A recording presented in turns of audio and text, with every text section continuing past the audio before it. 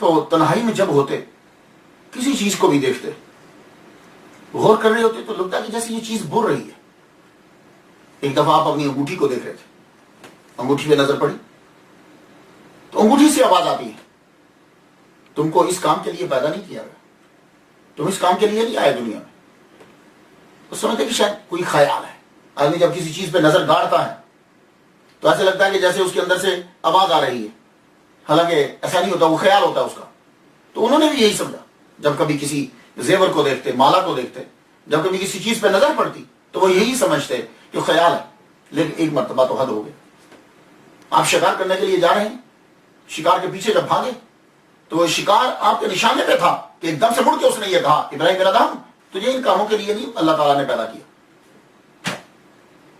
ہو سکتا ہے کہ یہ بھی میرا خیال ہو, لیکن اب خیال تو نہیں, تو آواز آ رہی ہے, جانور بول کے بتا رہا ہے.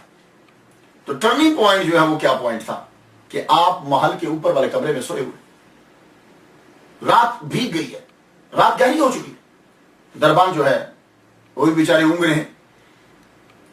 ایک دم سے آپ کو آواز آئی کہ کوئی آدمی کوئی چل رہا ہے, اوپر چھت کے اوپر کوئی چل رہا ہے, اس کے پاؤں کی آواز ہے. آپ نے کہا کیا جگہ ہوں میں, دربانوں کو اور پتا کروں, خود ہی دبے پہنچل پڑے, اوپر گئے تو ایسے آواز دیتے ہیں, کون ہے بھائی, اندھیرا تھا, کون ہے چھت پہ, تو وہیں سے آواز آتی ہے, میں ہوں اپنے اونٹ ڈھونڈ رہا ہوں, میرا اونٹ گم گیا ہے. آپ نے فرمایا کبھی چھتوں پہ اونٹ چڑھتے ہیں یار, کیسی باتیں کر رہے ہو. میں نے کہا اگر چھت پر اونٹ نہیں ملتے تو پھر یہ محل میں تخت و تاج میں تصوف و خدا بھی نہیں ملتا. پھر ایک بات عجیب سی تھی. اب آگے بڑھے آواز کی طرف, جب آگے بڑھے تو وہاں کچھ بھی نہیں تھا, کہ اگر چھت پر اونٹ نہیں ہوتے نا تو پھر یہ مال و دولت میں دنیا کے اندر پھر خدا بھی نہیں ملتا. یہ تھا آخری پوائنٹ. اب صبح ہوئی, دربار لگایا, بڑی عجیب سی کیفیت ہے, بڑی عجیب سی کیفیت ہے. یہ رات کا واقعہ کیا تھا یار, مسلسل چوٹ پہ چوٹ ہے, بار بار کہ اس چیز سے, اس سے ہٹو. اب دربار جب لگایا تو دربار بھی شروع بھی نہیں ہوا ہے, کلندر صاحب آ گئے, پھر کلندر, اور بالکل وہ یاد تازہ ہو گئی جیسے ان کے والد گرامی داخل ہوئے تھے.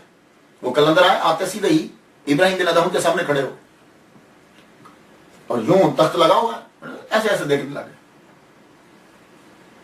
کیا دیکھ رہے ہو؟